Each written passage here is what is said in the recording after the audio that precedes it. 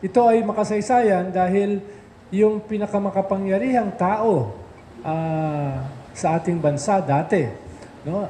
Wala akong alam na presidente na nagkaroon ng 93% approval rating, kundi si Digong. So napaka-powerful, no? Si Hitler hindi lumampas ng 91% eh.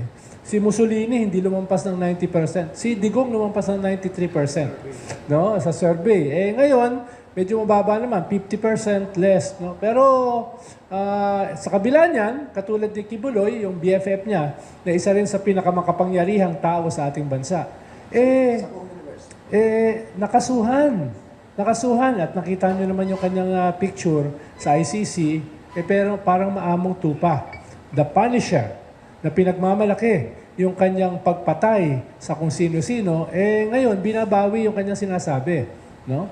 Medyo natawa lang ako kagabi nung pinapanood ko si Executive Secretary Medj Aldea na counsel ng ni ex-President Digong, binanatan yung ICC na hahatol sa kanyang kliyente. No?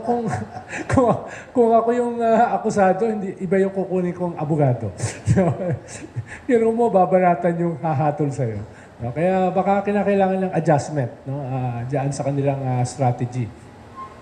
Pero, ayun, anong nakita natin dito? Na kahit napakamakapangyarihan mo, ay pwede kang bumagsak. How the mighty have fallen, sabi nga ng mga poeta.